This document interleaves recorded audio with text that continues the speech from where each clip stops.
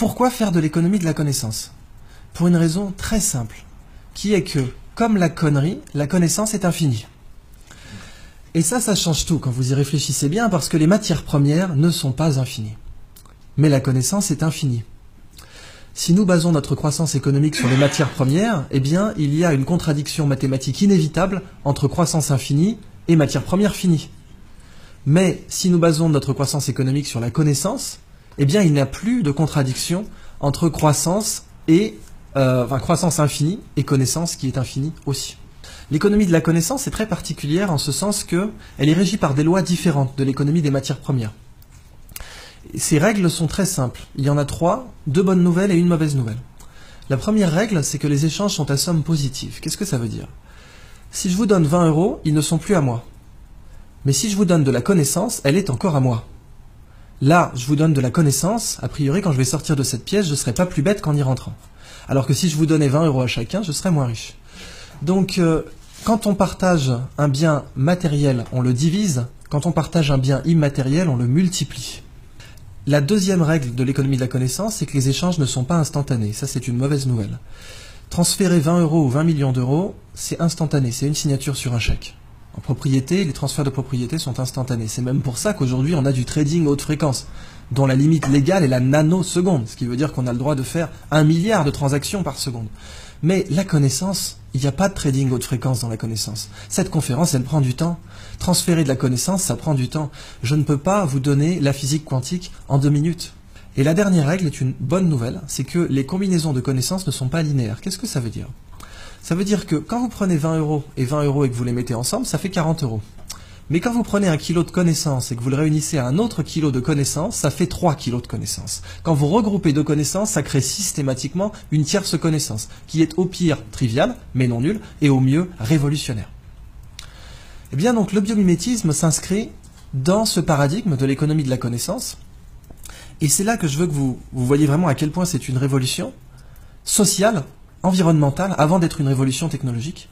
Et le biomimétisme, c'est la science qui dit « la nature est une bibliothèque, lisez-la au lieu de la brûler ». La nature, en fait, elle est high-tech. Ce petit coquillage, il produit une toxine.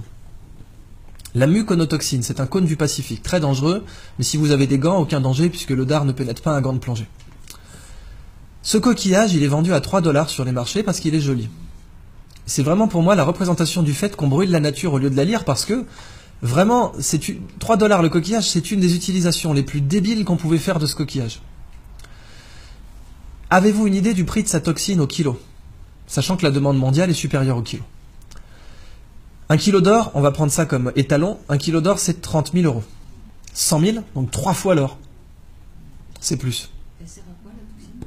Elle est très utilisée en neurotechnologie, elle permet de faire des neurotechnologies avec un niveau de détail incroyable, donc c'est des nanotech, neurotech, elle est aussi utilisée en neurochirurgie, etc. Très grosse demande mondiale qui ne fait qu'augmenter. Je vous laisse faire le calcul, 800 $ le milligramme. Ça nous fait du 800 millions de dollars le kilo. L'or et le platine, c'est du terreau de jardin en comparaison. Ce qui est dingue, c'est qu'on les vend à 3 $ le coquillage. Et il est en voie d'extinction à cause de ça. La crevette menthe religieuse. Alors elle, c'est la crevette de tous les records, quoi. Cette crevette peut vous péter une main ou un bras. Elle est grande comme une langoustine. Il y en a 400 espèces dans le monde. Et vous voyez ici, elle a des petits marteaux là. Un peu comme des marteaux à fruits de mer pour casser des tourteaux. Et c'est justement ce qu'elle fait. Elle casse des crabes avec. Seulement quand elle envoie son marteau pour casser un crabe, elle lui donne l'accélération d'une balle de fusil d'assaut. Si nous on était capable d'envoyer une balle de baseball à 1/10 de cette accélération, on la mettrait sur orbite. Ce marteau casse évidemment un aquarium blindé, puisqu'il a l'énergie cinétique, il aura la vélocité finale d'une balle de fusil, mais il a une masse supérieure. Évidemment, si vous l'arrachez, il repousse, parce qu'après tout, pourquoi pas. Cette crevette, quand elle envoie son marteau, il se forme des étincelles sous l'eau. Ça va tellement vite que vous avez des étincelles. Et ces étincelles, on les a mesurées à 22 000 Kelvin, c'est la température à la surface du Soleil. Quand cette crevette envoie ses marteaux, il se forme une bulle d'air autour, qui s'appelle une bulle de supercavitation.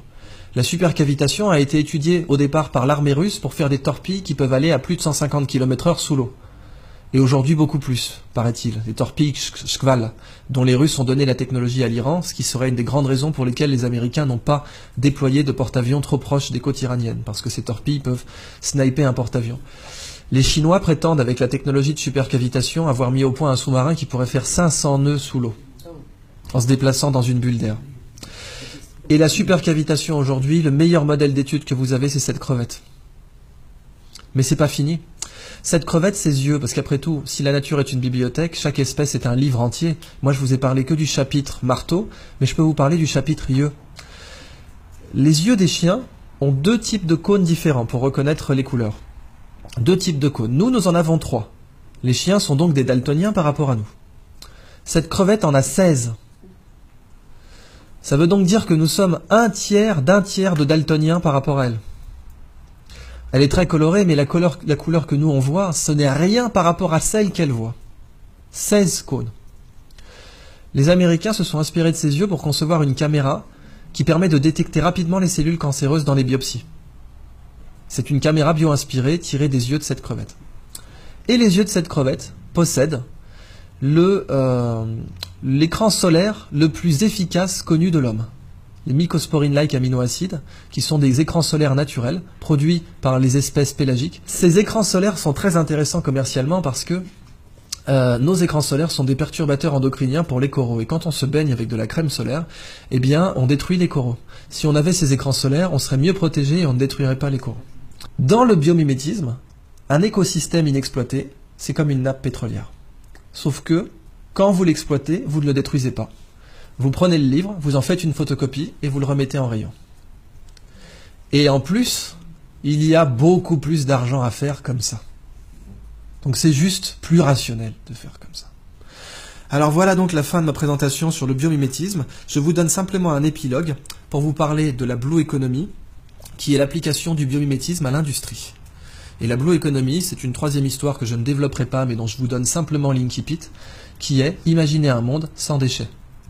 Imaginez un monde où la prochaine fois que vous verrez un déchet, il faudra emmener vos enfants au musée. Regarde maman, une canette de crocs. C'est fou ça. Ce monde, on sait qu'il n'existe pas aujourd'hui. En fait, il existe, c'est la nature. Quand les feuilles tombent des arbres, on n'organise pas un système de ramassage. Dans la nature, les déchets n'existent pas, parce que la nature produit en cycle. Mais nous produisons en ligne. Et du coup, nous sommes la seule espèce aujourd'hui qui produit des choses dont personne ne veut. Et quelque chose dont personne ne veut, ça s'appelle un déchet.